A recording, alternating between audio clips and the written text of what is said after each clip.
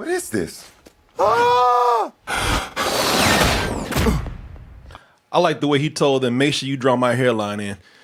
You know, make sure you draw me a hairline for this character right here.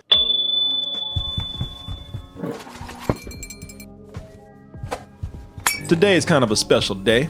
You know what dropped today. A certain trailer came out. Certain trailer for a movie that people, they said they've been waiting for this ever since they were a wee child. And now they expect their dreams to come true. Are they? Will they? Well, let me just put it this way. As writer, director, editor, animator, actor, stunt coordinator, craft servicer, I did a lot for my vision known as Space Jam. You heard of the Dream Team? Well, we're the mean team. You go to the hole and dominate. We on defense. Oh, yeah.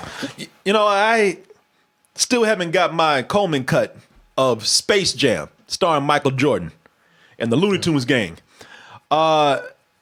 Still working on that. It's a whole 5-hour cut that adds so much more to the story, man.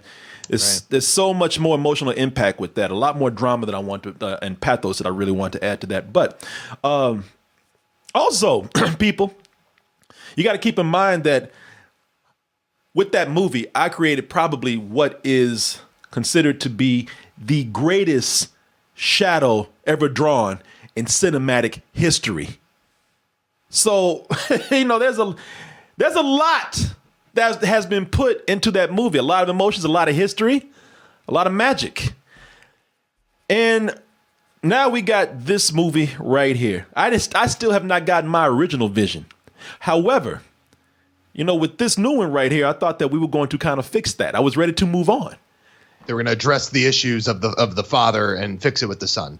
Yeah, man, exactly. I thought, okay, you know what? We'll get back to this other one over here in due time. But with this one, I want to course correct what I felt like would finally be my true vision for Space Jam. Thought that would be fixed with Space Jam: A New Legacy. You never let me do what I want to do. You never let me just do me.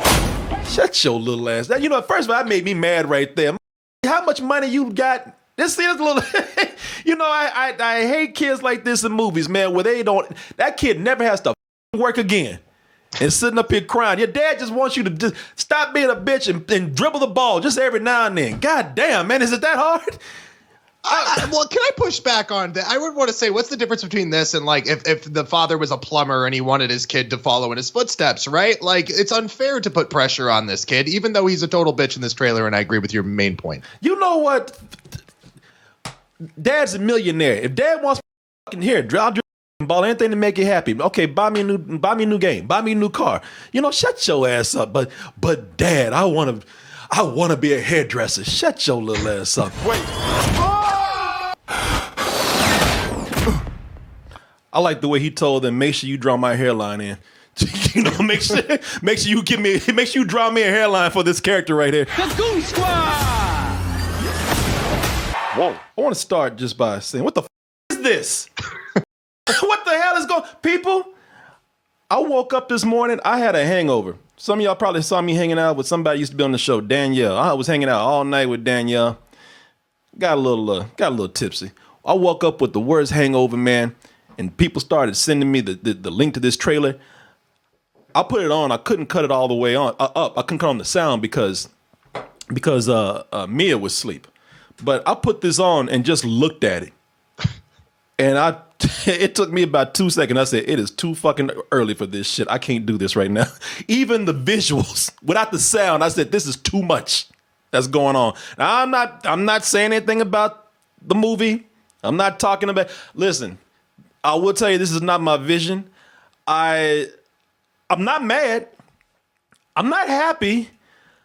I'm just confused. Really, I got a lot of questions with this. I'm confused by everything that I see here.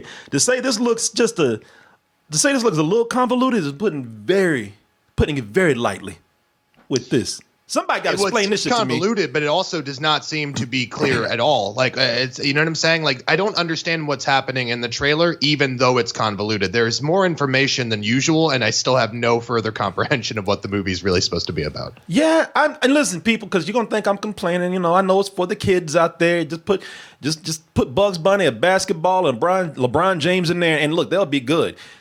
But hey, look, you can't blame me for having questions. You can't blame me for looking at this and be like, what the fuck is happening? So let's go with the simple approach to this, the simple explanation here. So you took The Matrix and put it in a blender with Ready Player One, and you chopped all that shit up and pretty much poured out a commercial for HBO Max. Is what this looks like.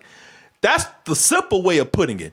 Now, you know, I'm still trying to make sense out of this story. If we really want to go that deep, so because when you say it out loud, like watching it, you know, watching this is one thing, but when you really say it out loud, when you vocalize it, whatever, it's crazy. So let me just see if I got this right, because I'm trying to make sense of all this. So LeBron's son, he does not want to play basketball. Right. So in their house, which is so huge, they have an elevator and apparently a floor that they didn't even know. So they get up on this floor in this big ass house they didn't even know, and it's full of servers, which just contain Warner Brothers movies and special effects run by Don Cheadle. Don Cheadle, who kidnaps his kid and tells LeBron that if he wants his kid back, he has to play basketball with the Looney Tunes against a bunch of knockoff X-Men while a bunch of random Warner Brothers properties watch. If that's what I'm getting, I'm just not, you can't blame me. Listen, yes, for the children. Yes, children. God bless you. I hope you have a good time with this crazy shit. But you can't blame me for asking goddamn questions about this, man. Jordan version, which I know is your magnum opus and whatnot, but it was a relatively simple story, right? And it really leaned on, I think, what makes the Looney Tunes so great. It's the 2D animation aspect of it. But so I wanted to ask you that. On top of the convoluted thing, it's like, how do you feel just about the kind of careening between animation styles? Because I sort of, even though the hairline was hilarious to me, I sort of liked the 2D animation stuff because that's what we're used to. But these 3D things are hitting the uncanny valley for me pretty hard. You know, I'll actually be nice about this, man. I'm being nice about the whole thing. Actually, I'm not saying I dislike what I see. I'm not saying I like what I see. I just want all this shit to just come together at some point. I will tell you, I'm going to be positive about the 3D animation because I'm with you, man. You know, of course, look. The way things are today and the way studios don't have the confidence in 2D animation, even with the Looney Tunes, of course, it was going to be only a matter of time. But you knew they weren't going to stay 2D. And I'm curious to see what they'll do because I do feel like the whole thing with 3D starting to mimic 2D animation, at least, you know, with the squashing and the stretching and even right down to like the animation itself, the way the characters move and whatnot. I think they're getting closer. So I was and I think that I like the designs of what they've done here. I think that when you finally saw it in motion with these characters in 3D, I thought like, you know, it doesn't look so bad, man. You know, it's I think they're getting better with that technology. But you know, the thing, so I'm actually being really cool about everything. It's not like the first fucking Space Jam made any sense. You know, I mean, you say that out loud, that shit is crazy. Aliens wanted to build an amusement park in Looney Tunes land, so they challenged them to a basketball game, and they had to get Michael Jordan and Bill Murray. You know, that's crazy in itself. But what I see going on here makes this shit look like a goddamn drama. You know, it's a little, and I tell you the reason why. Because let's be honest, man, the thing that really is throwing me off, if LeBron James he could have been walking down the street, fell into a hole, and the Looney Tunes said, "Hey, man, we're down here. Help us play basketball and beat somebody else, beat another group of aliens or whatever, the Ninja Turtles, whatever." Then you know what? I would be cool with that. I wouldn't care. That'd be fine. But the thing that's making this weird is that it's all the cameos, man. It's like what's making this weird is Warner Brothers ejaculating all their characters and their properties onto this property and coming across as more of a commercial than a movie. If you walked into the middle of this and you didn't see the beginning of it, you walked into the middle of this commercial, you would think that it was an ad for HBO Max. You would think it was probably like a Super Bowl commercial for HBO Max because of all the stuff they're putting out there. You know, it feels very corporate in a way, because it doesn't help that you took Ready Player One and swapped out all of the third-party copyrighted characters and put in and replaced them with all of the Warner Brothers characters. Because this is what I mean. I'm not saying anything that people haven't said already. It looks just like Ready Player One, which people were just kind of like, well, you know, that was not that. It was all right. It was interesting. It was cool, but it wasn't an amazing movie. You know, why do you want to go and remake this with the Looney Tunes? Some people are saying, which is what it looks like. They're even doing some of the same scenes. You know, you were talking about Iron Giant. You know, not only, I mean, they're doing both things. They're doing, like, you had a King Kong scene in Ready Player One. You got a King Kong scene here in Space Jam. The Space Jam. You know, you got which is looking like that racing they had in there. And then, of course, we saw the Iron Giant over here. You got an Iron Giant scene that looks almost identical to that one in Ready Player One. Welcome to... By the way, Warner Brothers and all this, now you want to give the Iron Giant some love. Back in the day, they didn't give a shit about the Iron Giant. I mean, I remember when I saw this movie, and they threw that movie out there to the wolves, man. They didn't care. They were on the last heels of like having some belief in 2D animation, and they felt like, this movie's not gonna do that well, and they just threw that shit out there like it was nothing. It's like that giant thing in the woods. We don't know what it can do. Oh, but today, when you need some instant nostalgia. Today, now that the movie's kind of a cult classic, every time you got a scene that you want to show all your characters running in the battle, you got his big ass right in the front, leading the way. Oh man, now you love the Iron Giant. You didn't love it back then. You know, y'all, man. Do you think that that's just them overestimating the sort of like, because that's you remember that's not a popular film. It's popular now, right? Yeah. We've had 20 years to sort of enjoy that film, but at the time it was sort of left for dead, and it's weird that now that's become a selling point in blockbusters. Yeah. Now everybody love the Iron Giant. I can say that because I had his back in the day. I was telling everybody about that movie. It hurt me. It broke my heart when that movie didn't do that well. As far as the trailer goes, it's fun to stop it and just see all these different characters they put in the background. You know, I feel like it's random at times. I don't know what the Game of Thrones has anything to do with LeBron or Bugs Bunny, or even for a kids movie. I mean, when you think about it, Game of Thrones, like we said, didn't even have that much of a cultural impact anymore. So why are we just throwing it in there other than, hey, it's a Warner Brothers property. Oh, and we have some more Game of Thrones shows coming out on HBO Max, by the way, which features all of these characters that you love. You know, I'm looking at that and it's like, wow, again, that feels very corporate. It feels very commercial. It doesn't feel sincere. It doesn't feel authentic to what a story does, or the story that we're trying to do here. I mean, all we need is LeBron trying to get close to his son. The Looney Tunes come in and play basketball with him. Instead, they're throwing in all these commercials, man, at us, you know, and you can tell. At the same time, though, you know, maybe Space Jam will give us a better ending than what the Game of Thrones show could have ever done. You know? Couldn't be any worse than what the Game of Thrones. Couldn't be any worse, man. Okay. No, not at all. I don't think they'll be leaving any kind of cups and water bottles all around here, even though you wouldn't be able to tell in the middle of all this crazy shit that's going on. It starts to feel like a Warner Brothers corporate costume party. You know, you look at it and it's like, all right, cool, whatever. You got the flying monkeys from Wizard of Oz. You got Agent Smith and Morpheus back there. You got Mr. Freeze. You got the chick, Mommy Dearest. I don't know what that is right there. You Dolly Parton in 9 to 5. That's what it looks like. Yeah, okay. Again, you know, just explain that to your kids. Then it gets questionable at times.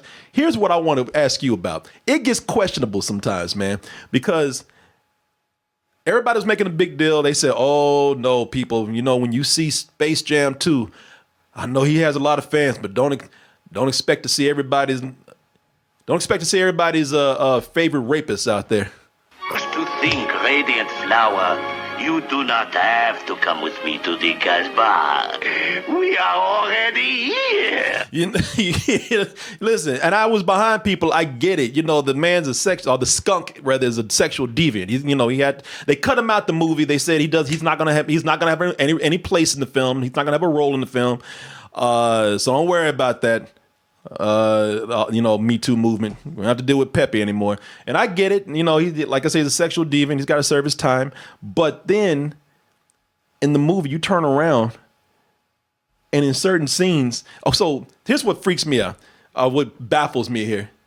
So they get rid of one rapist and put in a group of them. Like, look at the oh my God, the Clockwork Orange. The Clockwork Orange guys. So you got rid of Pepe Le Pew so you wouldn't have to explain to your kids that this skunk is a rapist. But now your kids are going to be asking, who are the guys in the long john underwears wearing bowler hats and sticks? What? Hey, Mom, what cartoon were they from? What kids show were they from?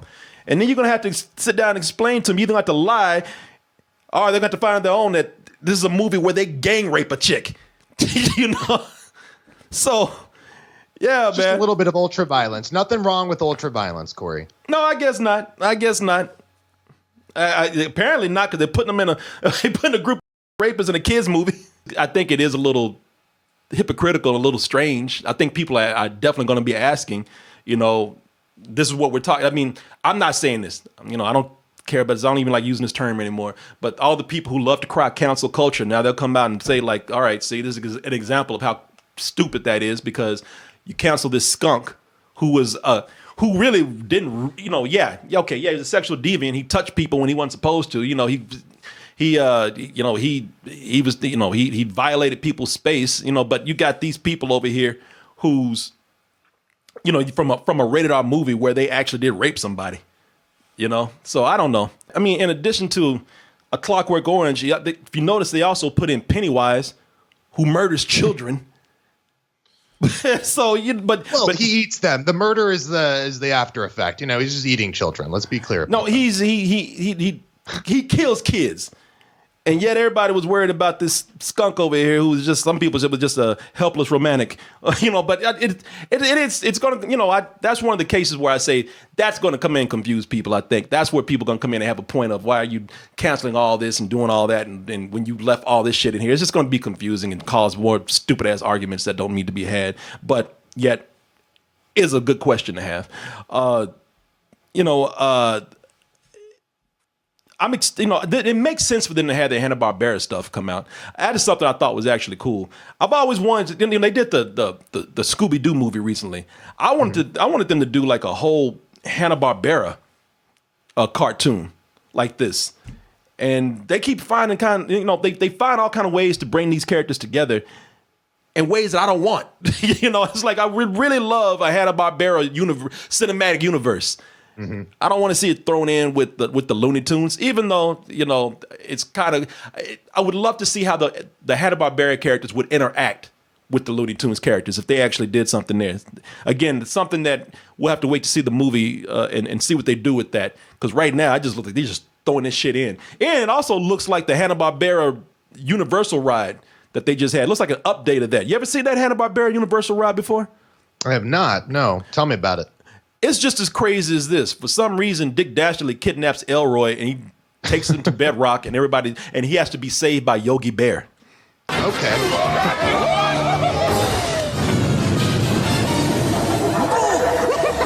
This should scare you off my tail. Yeah, they're going into Scooby-Doo land and all these places. It feels just as random as this does right here. Again, I don't have a problem with what they're doing here as far as taking LeBron James and doing a sequel to Space Jam and throwing all their properties in.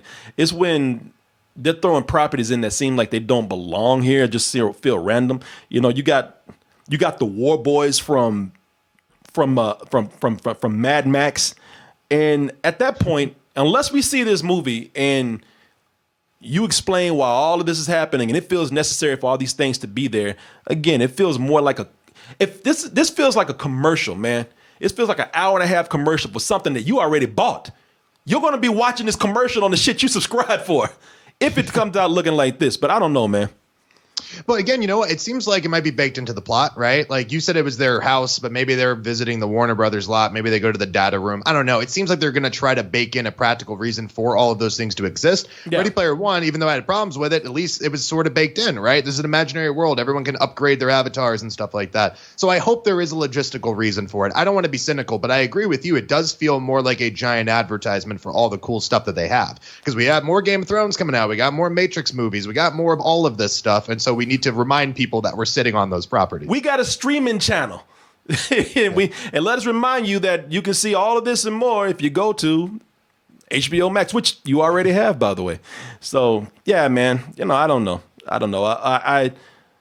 The crazy thing is that this just might work too. I mean, it's sometimes things are so wild that the more absurd and the crazier they are, the better. I never thought I'd be mentioning LeBron James, Don Cheadle, Game of Thrones, and Bugs Bunny in the same sentence, much less seeing them in the same movie. I don't have the excitement because I think this is a reboot. This is not really, some people can clear this up for me. I think it's a reboot, not a sequel. Mm-hmm. And if that's the case, then, because I wouldn't have minded have been just seeing a sequel to Space Jam, even though I don't think Space Jam is the strongest, movie out there. I wasn't as crazy about it as a lot of people, even though it's become, this classic for kids out there who grew up with it. Nothing wrong with that. I would have rather have seen like a sequel to that than a reboot. But,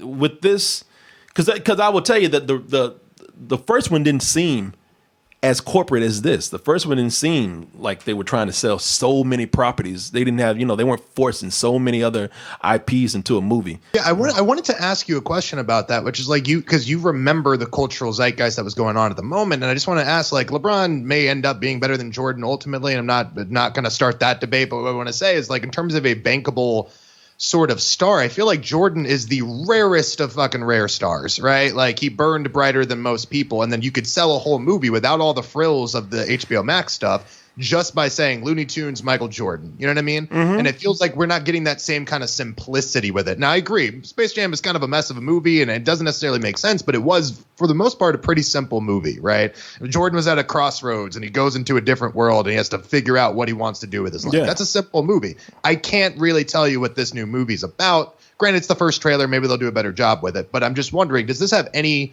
chance to really reach the same kind of cultural heights, do you think? Yeah, because it did it's doing just what the first Space Jam did. It has a basketball legend and an icon in there, and maybe it will even achieve more because it has what people love today. It has nostalgia, it has heavy, almost bloated branding. But you have the basics there. You got LeBron James, you got the branding of the first movie, and you got the Looney Tunes, which are kind of making a comeback right now in many ways. So yeah, this is not going to, no matter what happens here, I don't think this is going to be a hard sell. I think, at the time when they were doing that comeback and they put Michael Jordan in the movie, they just put in the right elements at the right time. And I think with the Looney Tunes coming back right now, LeBron being, like I said, they're calling him King James, with him being the icon that he is. You got a mixture of the same elements that you did with the first movie. The timing, the characters, this time they just went a little crazier with it. But, and I think, not that it matters, I think LeBron James is just, if you look at him here, LeBron James is not an actor, all right? He plays basketball. I'm not saying he couldn't act if he really tried or wanted to, but he plays basketball. He probably not acting. But when I see him at times in things like Train Spotting, Train Wreck. Train Wreck. That'd be a way better cameo if LeBron showed up in Train Spotting. But yes, Train Wreck. LeBron just dunking into a toilet to go get some drugs. That would be, when I saw him in Train Wreck, he was pretty good. I look at it here and I'm like, yeah, he's all right. What in the Matrix hell? He's definitely better than Jordan, even though I still feel shades of Jordan in there. You're John Hancock. What's going on here? Jordan looked like he was pissed. He had no desire to be on set. He didn't want to do this shit. He's like, give me my check and let me get the out of here. He's a guy you really don't want to have talk to a tennis ball because it's not going to be convincing at all. There's some people who are such actors, they can sit up there and act against oxygen and make you believe that oxygen is there talking to them. This man looks like he has a lack of oxygen when he's trying to act. I never seen somebody like look more brain dead when they're trying to pretend to be alive. Jordan was a terrible actor, man, but LeBron is a little bit better. I don't know how much better. LeBron was to carry a movie is when it's really going to show. But again, it's not going to matter, man. Nobody's going to care. They didn't care what Jordan was doing it. They're not going to care. But on the bright side, maybe we'll finally get people to stop talking about things like Lola Rabbit's ass. And finally focus on this trailer here. That's a Snyder cut messianic pose right there. I don't know if you saw it. She was in full Jesus pose there. Oh, she was. Yeah, look at that. I like the way they are messing with these horny dudes out here. Like they gave her no ass and no titties on purpose, man. Fix y'all, you nasty sons of bitches. But I tell you, man, I'm curious more than I am excited because I was excited about this when I heard about it. Excited when they mentioned that HBO Max was going to be doing the same day release as theaters, and this is one of the ones I was saying, yeah, I'm dying to see this now. This is one of the highlights. My top 3 movies that I want to see. But yeah, now I'm just like, I'm exhausted just watching 2 minutes of this. I really just want to know how this is all going to make sense. I hope that, I hope there's some clever aspect because listen, we all love seeing all these cameos come together in a movie. That's why we love Roger Rabbit. And even that's why people love Ready Player One. So even with this seeming very corporate, it can be very cool. I mean, it's not like these aren't beloved properties, even though some of these things probably don't belong in a children's movie. But it's not like a lot of these things are beloved properties and people would love to see what it's like to have them get together. But if you're just putting them in a movie, just so they can stand in the background and just look and just be, a game where you just, you play a game of guess who's where and what, then that's very lazy. And again, that is very corporate to the point where you are just selling me something more than you are giving me a movie. And so that's the only thing I'm afraid of. Based on this trailer, I'm a little bit worried about it because it seems directionless. It seems like they just had a corporate mandate and threw everything at the wall. Yeah. Yeah, so we'll see, man. We'll see. It definitely took my excitement down a notch for this. That's what I was going to tell you. Zendaya is going to be doing the voice of Lola Bunny. Uh-oh. Yeah. Oh, you're looking forward to that now. He's like, shit, I just changed my whole opinion. I'm excited for this. Oh, yeah. I'm a Lola fan now, for sure. Yeah. Yeah, people, we'll see how it goes, man. Not my vision that I originally pitched to them. It was just a sweet story between a father, a $1 billion father and his son, and a cartoon rabbit with all his friends playing basketball. They took it to a whole other level right here. But we'll see how it goes, man. I just wish Bill Murray was back because I do think Bill Murray he committed so hard to that small role in the first Space Jam. Yeah, we'll see. Maybe he'll be one of the many, many cameos that we see in this movie. Who knows, man? Shit, maybe if you squint real hard and get up to the screen and look way in the background, hey, oh shit, there he is. There's Bill Murray right there. Oh, we spotted him. Oh, Bill. The movie you keep spotting new things in. It might not be that bad after all. Look, they got White Walkers in here. Oh Christ. Yeah, the Night King. Yeah. Yeah. Yeah, White Walkers. I don't want to be cynical, but that's pretty upsetting, right? The White Walker specifically. Yeah, man. They goddamn evil zombies that commit genocide. Do you realize in this scene alone? Do you realize just the questionable, unsavory characters we got in here? We got gangsters, we got zombie murderers, we got racist ass cowboys, and we have a gang of rapists over here, all in one scene in a kids movie. That's all you can see. God knows what's littered in that screen. You know what I'm saying? They're hiding shit. They're Easter eggs all throughout every frame of that. Yeah. Thundercats are in here, man. They got a Thundercat back there. This is crazy. I mean, I'm having fun. I'm sure if we were able to like do that that TV detective shit where you enhance and sharpen, enhance. I'm sure you see some chick back there with her titties hanging out. Yeah, people, we'll see.